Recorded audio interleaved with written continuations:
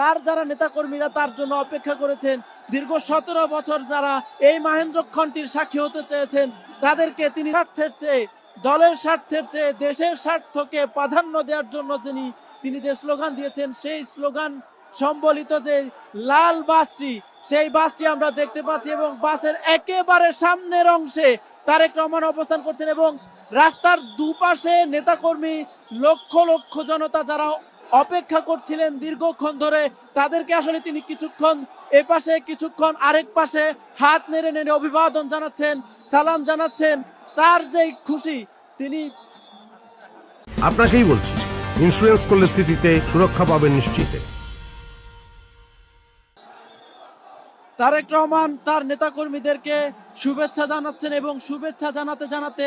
খুবই ধীরে ধীরে সামনের দিকে অগ্রসর হচ্ছেন এবং এই ধীরে ধীরে যাবার কারণ হচ্ছে শত শত লাখে লাখে নেতাকর্মী যারা এই খিলক্ষেত এলাকা সহ একেবারে বিমানবন্দর থেকে ৩০০ ফিটের সড়কে দ্বারা লক্ষ লক্ষ নেতাকর্মী যারা অপেক্ষা করছেন, তাদেরকে তিনি অভিবাদন জানাচ্ছেন, তাদেরকে সালাম জানাচ্ছেন, তাদেরকে শুভেচ্ছা জানাচ্ছেন এবং নেতাকর্মীদের যে শুভেচ্ছা সেটি তিনি গ্রহণ করছেন এবং আমরা খুবই কাছ থেকে দেখতে পাচ্ছি তারেক রহমান হাত নেড়ে নেড়ে ইশারা করে করে তার যারা নেতাকর্মীরা তার জন্য অপেক্ষা করেছেন, দীর্ঘ ১৭ বছর যারা এই মাহেন্দ্রক্ষণটির সাক্ষী হতে চেয়েছেন, তাদেরকে তিনি আপনাকেই বলছি, ইন্স্যুরেন্স করলে সিটিতে সুরক্ষা পাবেন নিশ্চিত।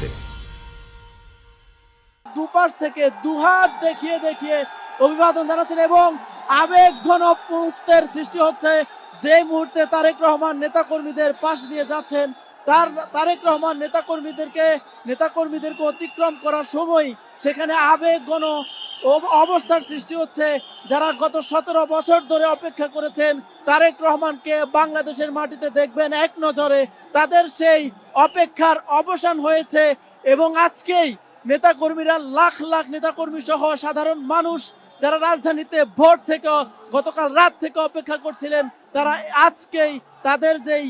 দীর্ঘদিনের অপেক্ষা, সেই অপেক্ষার অবসান করলেন এবং এর মধ্য দিয়ে তারেক রহমানকে তাদের যেই এক নজর দেখার বাসনা ছিল সেটি তারা পূরণ করেছেন এবং তারেক রহমানকে বহন করা গাড়ি বহর এবং যে বাসটিতে করে তিনি এসেছেন, যে বাসটিতে করে তিনি ৩০০ ফিটে ৩৬ জুলাই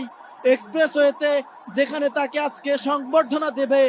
লাখ লাখ মানুষ, সেদিকে অগ্রসর হচ্ছেন এবং তার যে গাড়ি বহর, সেই গাড়ি বহরের পূর্ণ নিরাপত্তা নিশ্চিত করার জন্য সেনাবাহিনীর অসংখ্য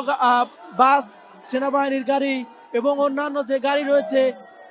অন্যান্য আইন শৃঙ্খলা রক্ষাকারী বাহিনীর সদস্য যারা রয়েছেন, তারা তাদের নিরাপত্তা নির্বিঘ্ন